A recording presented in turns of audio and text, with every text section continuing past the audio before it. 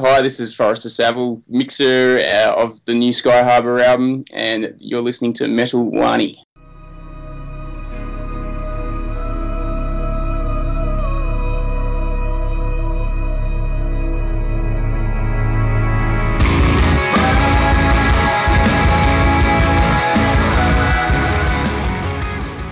Good evening. How are you doing? Good, good. How are you? I'm doing good. Excellent. Now let's start with Skyharbor's new album and then we can proceed with the rest. Sure. You are the boss of the album for now because you are mixing it and the guys are eagerly looking forward for the output. So from your perspective, how does it sound? It sounds to me, as I'm sort of working through it, sounds very adventurous in what they're doing, which I really dig. As a mixer, it's given me a lot of window to play with different sounds. I think they're relying a lot on me to get creative with vocal effects and Right. just like Keisha has put in his notes just saying, look, just try, this is what we thought for this particular track, but just try anything you want. So while they I guess they have a certain style, there's definitely a wide perspective on what I can actually do with the mixing. So that's kind of fun. That's awesome. Now I'm sure before you started mixing them, the new songs, you would have heard their previous album, to understand the vibe and how these guys work. So from your perspective, how different is it from their debut effort? It's not as heavy from what I can tell. It's a lot more. I mean, it's definitely got its heavy moments, but it's not that I don't know how to describe it. It's got a perfect balance between heaviness and what the sounds Skyharbor is known for.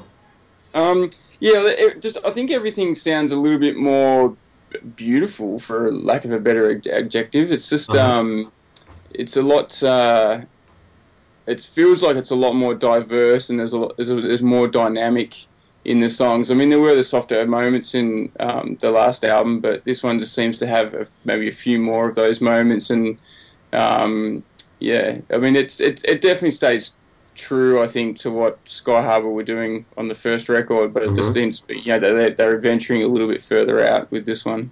So would it be safe to say that Forrester Savell is working on probably the most adventurous album till date?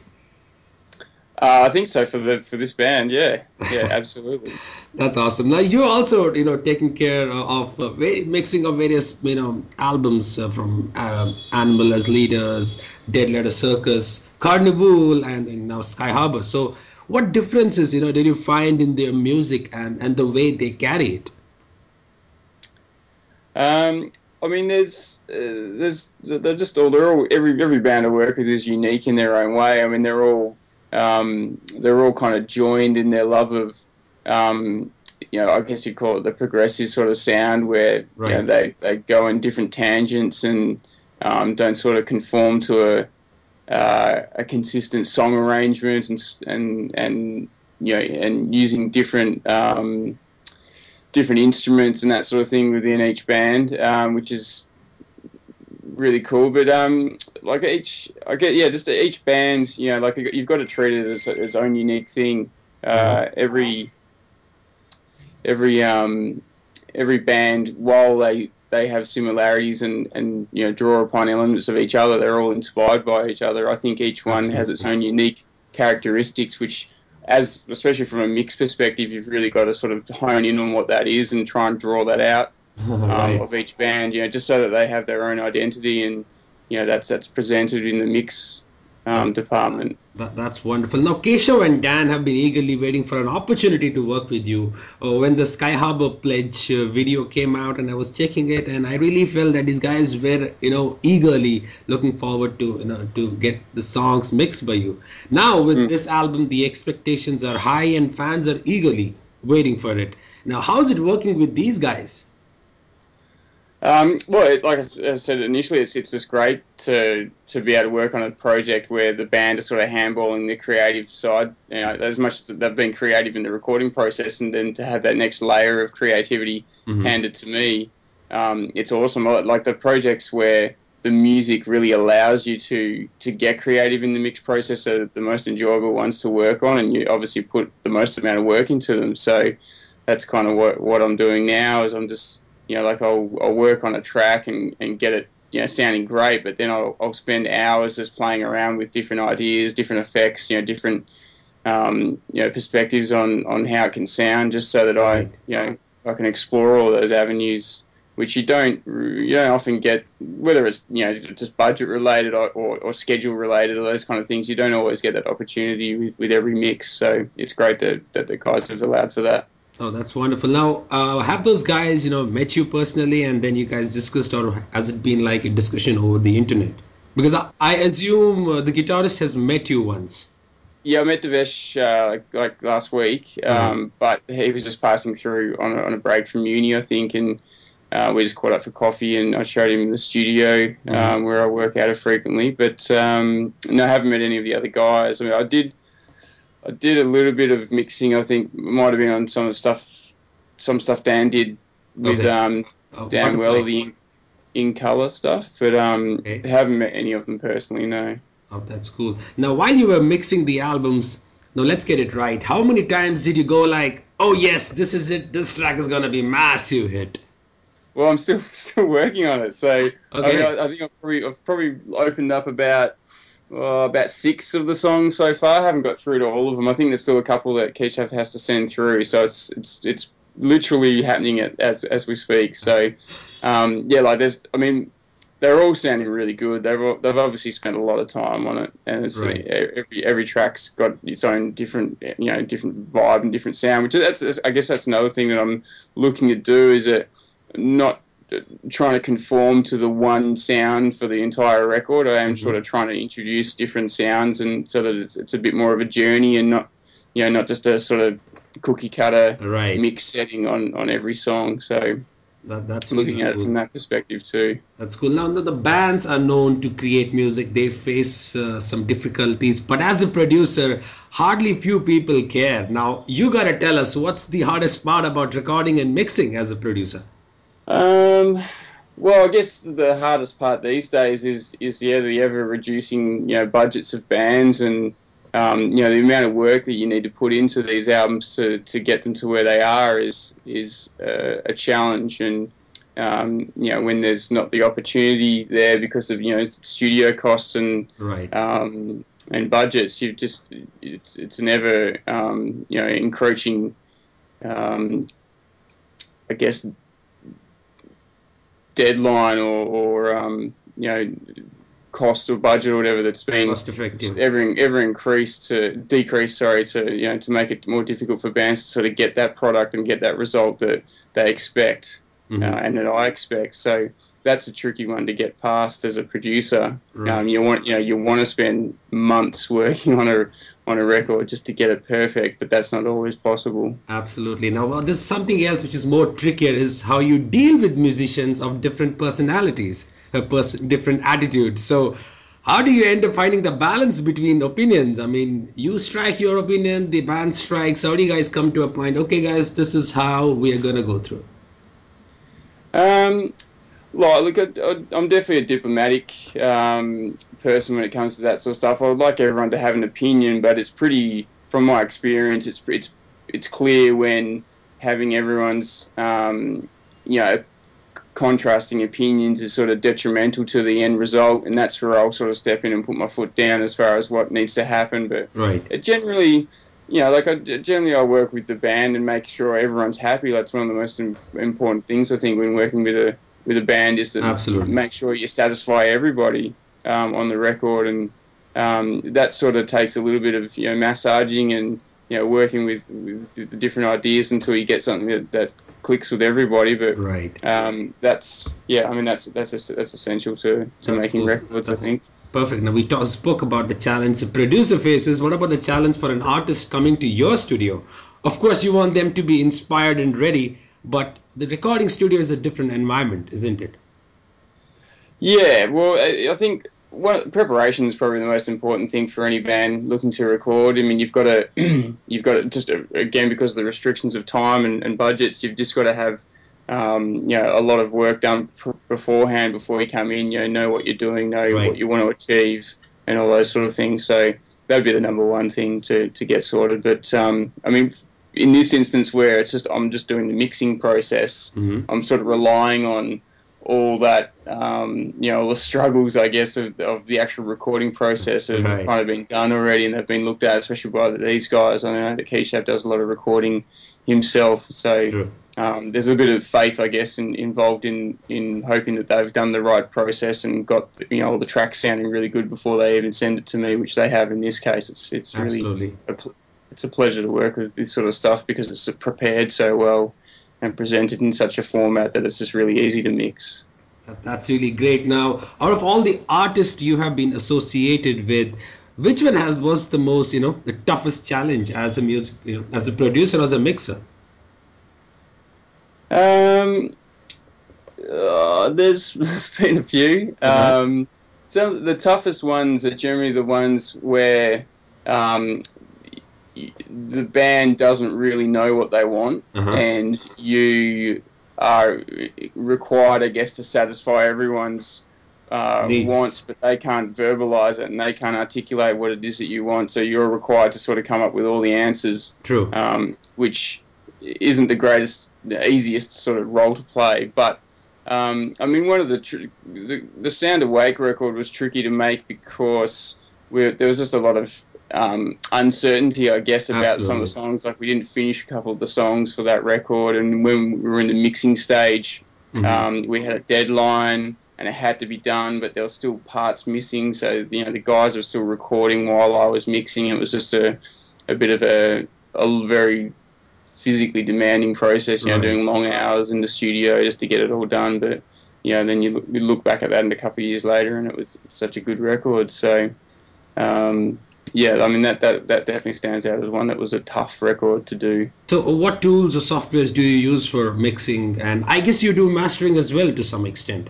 Yeah, and I do it all within Pro Tools, and that's only because I was trained, I guess, early on with that software, and I've experienced Logic and Ableton and Cubase and that sort of stuff, and seen them operated, and they don't, they all sort of do the same thing. So I'm just continued using the one that I'm comfortable with, and it covers all my bases, I think.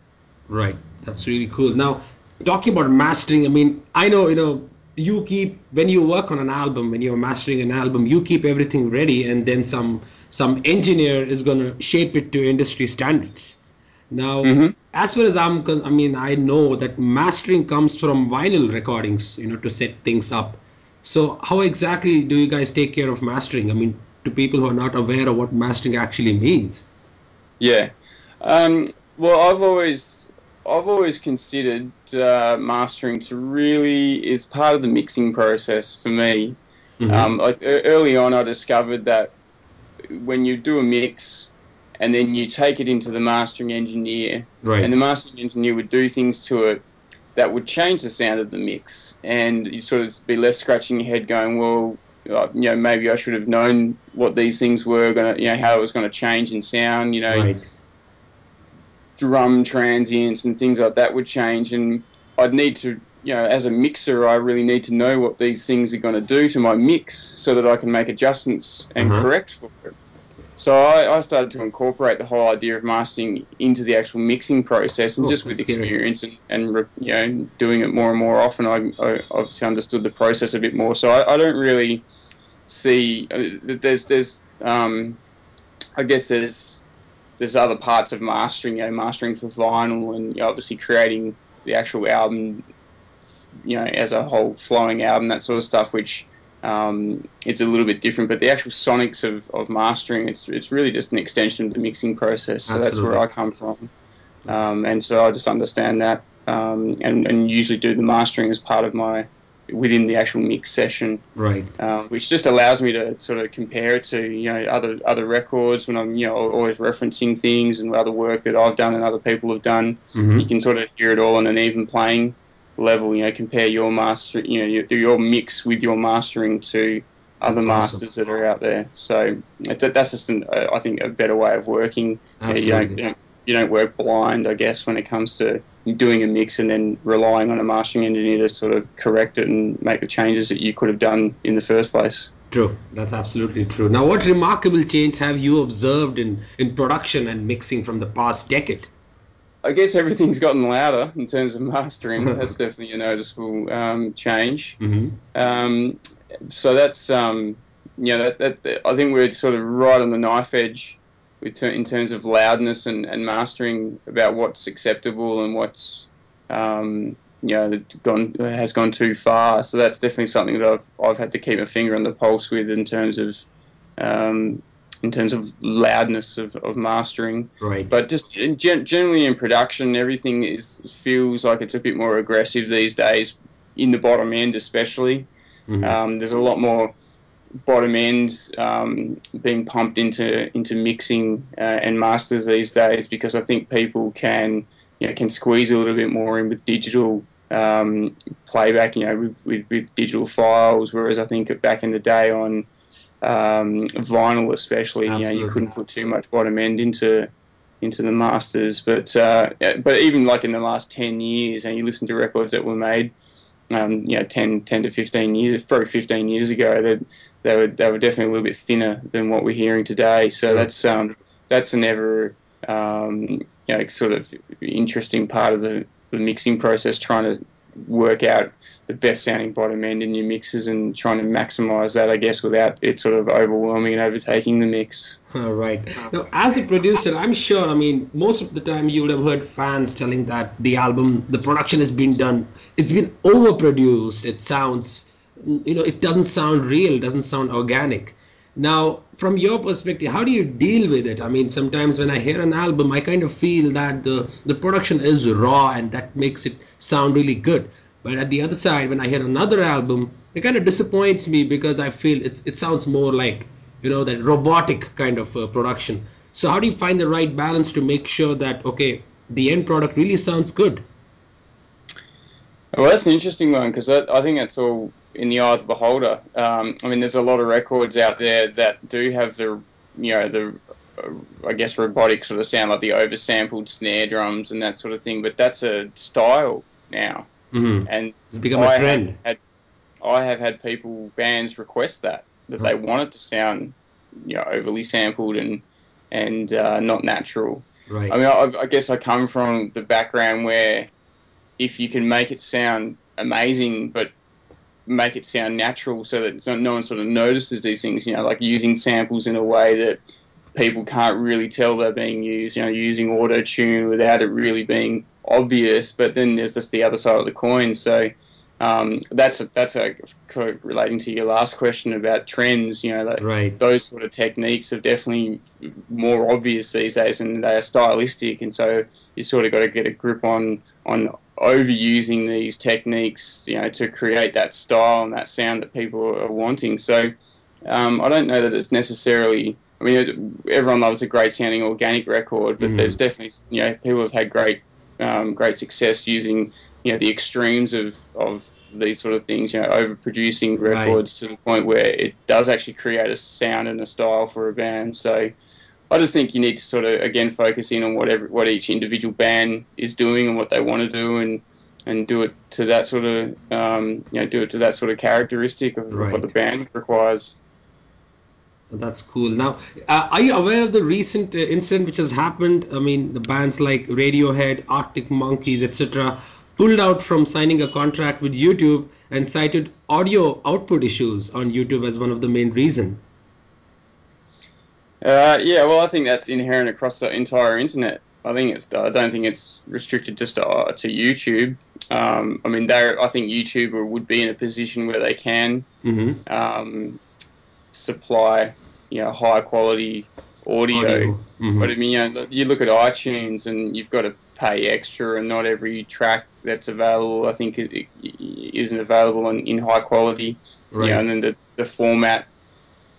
Generally across the internet is terrible audio quality, and that's not even a problem that sort of resides with the actual the content providers. I think that actually just internet providers around the world. Like even here in Australia, we've got issues with our internet.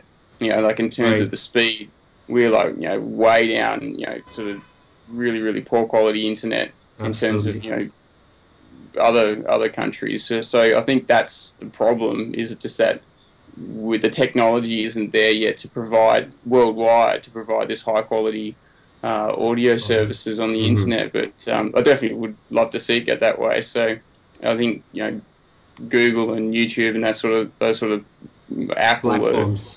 They're definitely the platforms to provide high quality audio, but they just haven't done it yet, probably because of the most of their customers don't have good internet. Right, that is one of the reasons. Now that sounds really great, your opinion on that. Now, according to you, you've been working a lot with many bands, you mix many albums. What are the top 5 attributes necessary for being an excellent producer or a mixer? Probably the number one is patience. That's more important.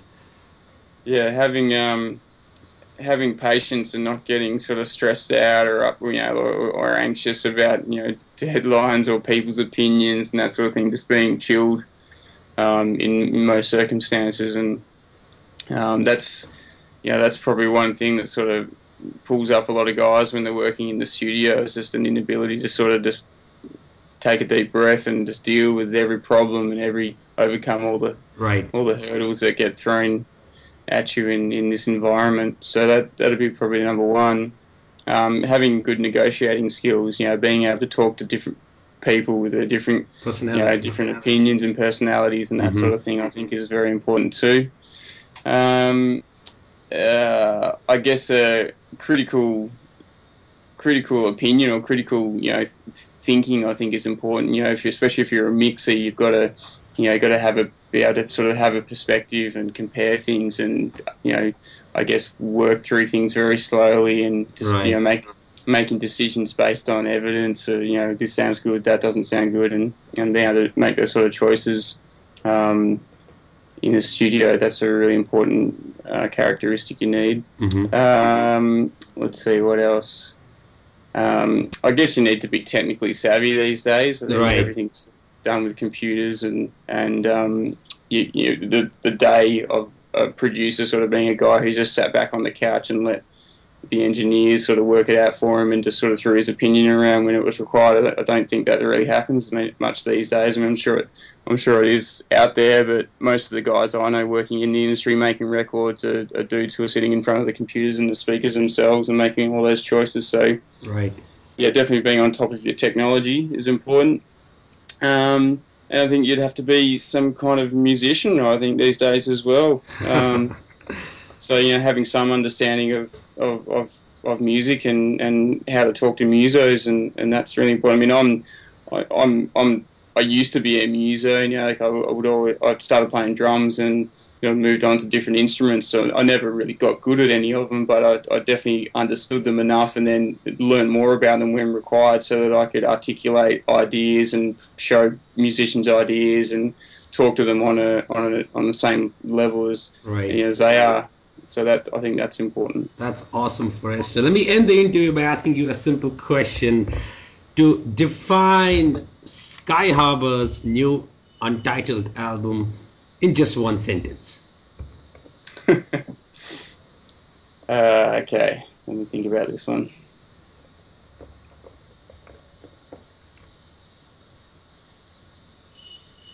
It's kind of tricky, isn't it?